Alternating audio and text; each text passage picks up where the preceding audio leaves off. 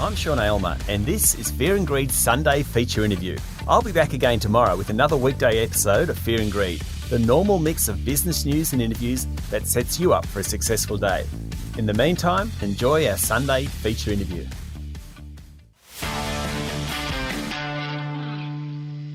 One of the driving forces behind investment decisions in recent years has been the idea of responsible investing. Put simply, it's the way that environment, social and governance factors are considered when making investment decisions.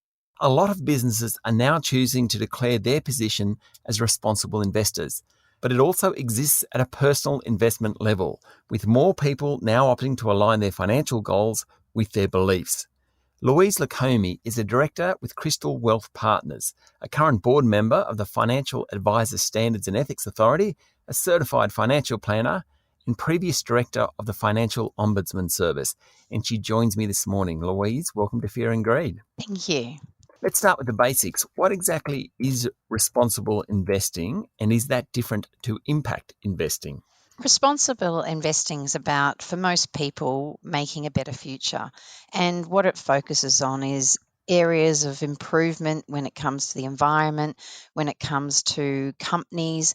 How can we be more efficient and for our children make a better future for them, and that we see less environmental effects occurring because of what companies are doing today?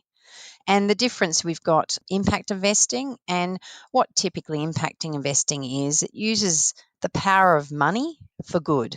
And how that's achieved is the way that when people are investing in companies or projects, they seek to generate what's a positive and measurable impact on the society. So the main element of this style of investing is that it's immeasurable. So it might be how many litres of water are used for treating something, or what's the waste, how many tonnes of waste is used for recycling. So it's about a measurable outcome. We've then got ESG, which you mentioned before, and what we're looking there at is certain elements that people score on. So, for example, the environment.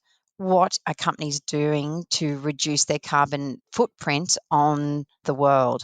Socially, what is happening around the world with companies in relation to their corporate culture? Are they paying employees what they should be paid? Are they treating people well? And what's staff turnover look like? And then we've got governments, which is, well, how are boards helping shareholders get returns, but in a way that's environmentally friendly? Okay, so when we talk about responsible investing in ESG, it's actually a really broad church. We're not just talking about environmental factors. In fact, we're talking about how people are treated, race, gender, environment, obviously, governance, making sure the books are transparent and prepared for shareholders, the whole lot. Is that right? Yes.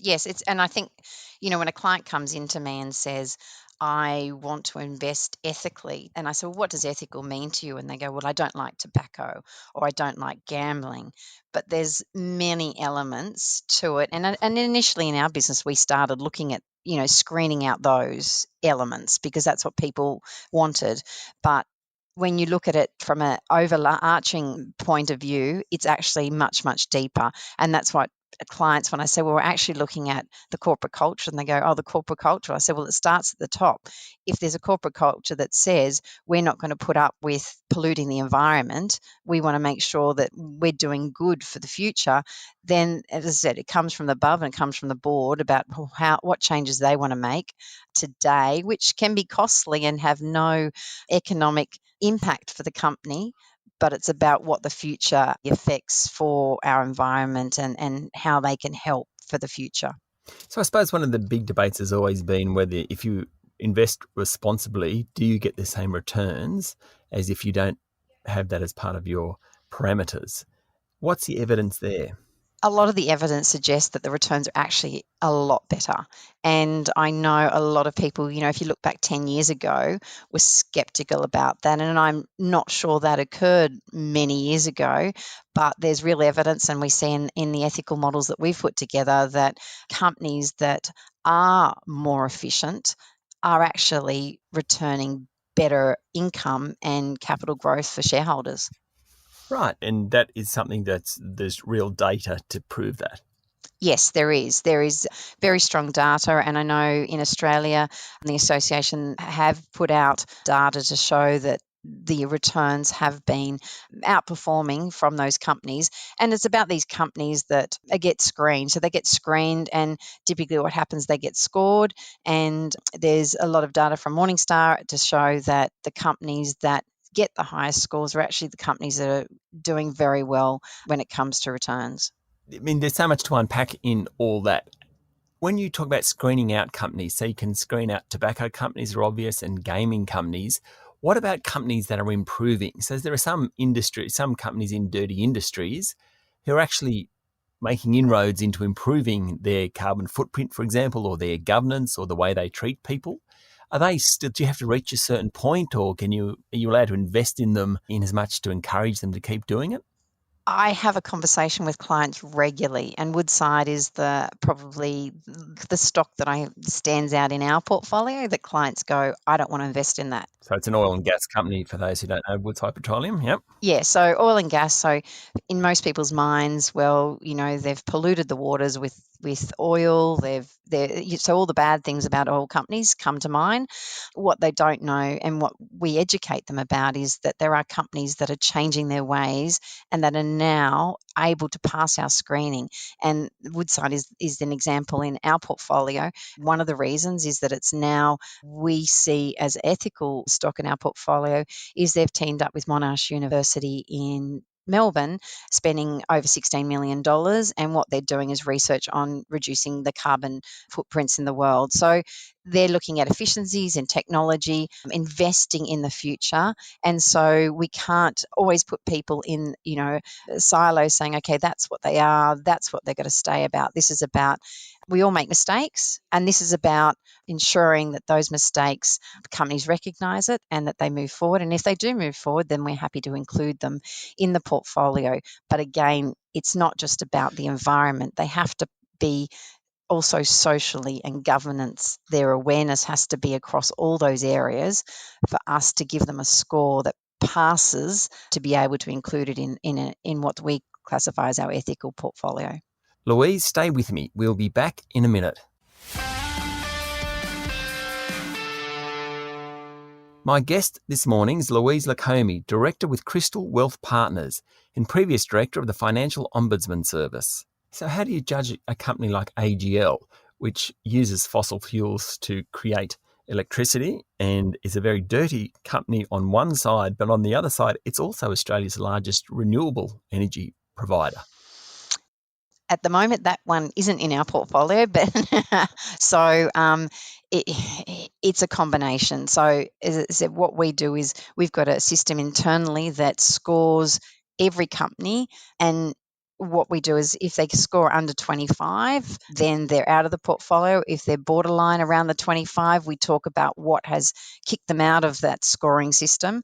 But if they're well out of it because of all those reasons, then we have to exclude it from the portfolio. Okay. From your experience, are you seeing investors, be they retail or even at the top end institutions, are more interested in ESG factors now? Obviously, if the performance is better, that's going to make them more interested. Without a doubt, but it's coming from investors. I know in our business, over the last 5 years, I'm getting 1 in 3 clients coming through the door saying, I want to invest ethically. So I think there's a real trend that I've seen over the last 5 years. And as a financial advisor, I'm saying to the fund managers, for example, the international funds, do you have tobacco? Do you have gaming? Do you have this in your portfolio? Because my clients don't want it. And I know there's a lot of international fund managers out there who are now excluding those areas altogether from their portfolios. So definitely is a growing trend. In 10 years' time, I would think it's going to be state of play for all companies. But at the moment, there's a big discrepancy between the good and the bad out there. It must be hard to measure some of this because there'd be the companies like Sydney Airport, which would have huge emissions basically because planes fly in and out. Is there an onus on Sydney Airport or the individual company to take measures, even if them themselves aren't really producing carbon emissions, but actually take measures to ensure that, the flights that come in and out are doing all they can? They're using Dreamliner, which are efficient. Or it might be a retailer making sure modern slavery, they're not actually using Bangladesh slave labour. Like, is there an onus on the company themselves? Without a doubt. And it may be another example I like to use with clients is we've seen Bunnings who have come out and said, okay, we're going to put solar energy throughout all our factories and outlets. So it may be that, the airports, okay, they've got a massive building there. So what are they doing about the solar, the energy that they're using and getting planes in and out? So it's about companies looking outside of the square and saying, what's the impact that my company's having, whether it be through the lights that they turn on or whether the retailers that they've got internally, how can I reduce that impact on the community? And yes, having an influence on planes to a certain extent, because, well, prior to this year, flying was an essential part of life. And by default, they have become carbon friendly. But yes, it's about what do they do and having impacts, but also not just on what the flights flying in, that building that they've got. There's a lot of energy that can have direct impact on what they're doing for the future. Okay, and then the retail example, we're following the supply chain to work out who's actually producing the goods. So if you can buy a $5 t-shirt or a $10 t-shirt, even, you wonder how anyone can afford to make that and still pay fair and reasonable wages. That whole modern slavery idea seems to be getting quite a push on at the moment. It is. It's one of the things that a lot of clients come in and say because of the amount of publicity that's been out there through companies, Coca-Cola over the years, different companies over in third world. Going back in time, it'd be, they wouldn't have a job if we didn't pay them. But now that's not acceptable. It's about, well, if they're doing a job in this country and the same job in another country, then there should be equitable and fair pay that's paid across the board. We'll be back with more in a moment. I'm talking to Director of Crystal Wealth Partners and previous Director of the Financial Ombudsman Service, Louise Lakomy. Whenever I read about this stuff, it always seems to come back to the United Nations Sustainable Development Goals. And these were a set of initiatives set out by the United Nations, obviously, which seem to me to be the parameters around judging ESG behaviour. Yes, it was a starting point. Something had to be done, and what they did is group together to say, okay, what is the ideal position in 2030? An example, no poverty. Will they achieve all these goals? Well, we're only 9 years away, but it's those dream goals that in some aspects may not be achievable, but it's giving companies parameters about what they're hoping that they, through their leadership, will help to deliver at some point down the track. It used to be about screening out companies, but in more recent times, it's a lot more sophisticated than that. So it's beyond just not having gaming and tobacco companies. It's almost trying to capture the culture of an organisation and how they think about it. And what that's done is actually open the way for Woodside Petroleum is a good example that you used earlier on.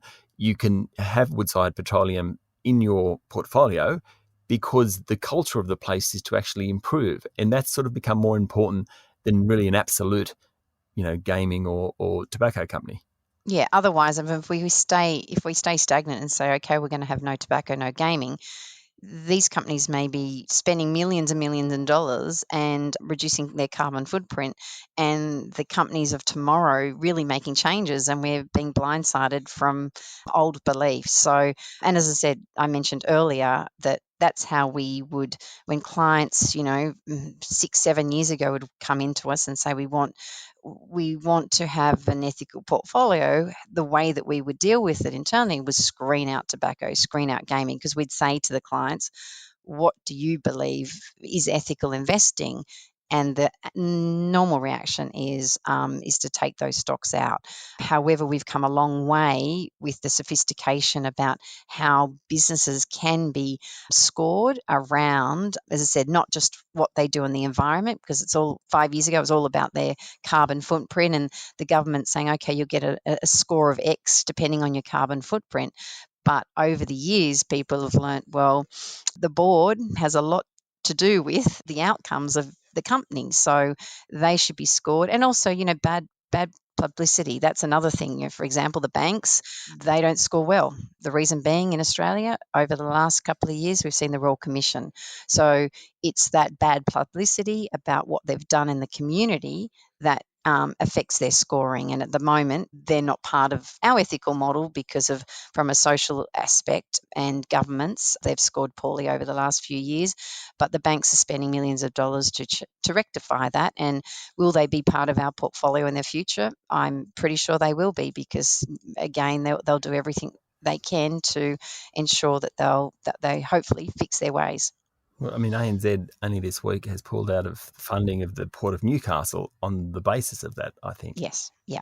So But it's with the advent of more and more people investing ethically, the banks are out of favour, and the way to get back into favour is to do what Woodside done and spend millions of dollars in the future of our environment and into our community. and you said that it was the investors that is driving it. Do boards generally, are they up to speed with what investors want yet? Well, any smart director should be, because it's very, very topical, and they're getting knocked on the door by fund managers who are, that in most aspects, their biggest shareholders are fund managers, and the fund managers, one of their questions will be asking is, what are you doing from an ESG perspective, and how are you changing your ways? Because we want to understand that, because our shareholders are interested in companies that are going to do good for the future of our world. So, looking into the crystal ball, where will we be on this issue in 5 years or 10 years? What's the next big issue? So, privacy, for example, does that fit into ESG guidelines? So I'd say over the next 10 years, I think it'll be a revolving feast, in that we'll see a lot of changes. I think we're still in the very juvenile end of the equation at the moment. I think that companies are starting to learn and grow when it comes to ethical investing. I would hope, and I think and I mentioned it earlier on, in 10 years' time, I would think that ESG is just a part of life, and that we won't necessarily be looking at ethical portfolios. I think that it will be part of a company's responsibility, and that all companies will be included in ethical portfolios. That would be my hope and vision, especially in Australia. Our companies, we've got a great culture for the most part, and we've got some great companies in Australia. So we hope that they will be at the forefront of it going forward. The biggest areas, I mean, say privacy. At the moment, it's about survival for a lot of companies, reacting to change. So, we've had the biggest pandemic the world has ever seen. Is how can companies affect change still positively when they're not bringing in the dollars that they had previously to be able to fund these projects? Incredible. I mean, it's a fascinating area, and we'll keep talking to you, Louise, because it's one area of investing that's changing so very quickly. I've been surprised about the number of clients that are now walking in requesting ethical investing, which is, I mean, it's a great thing, but yeah, it's opened up our world, that's for sure. Great. Louise, thanks for talking to Fear and Greed. My pleasure. Thank you. That was Louise Lakomy, Director with Crystal Wealth Partners and previous Director of the Financial Ombudsman Service.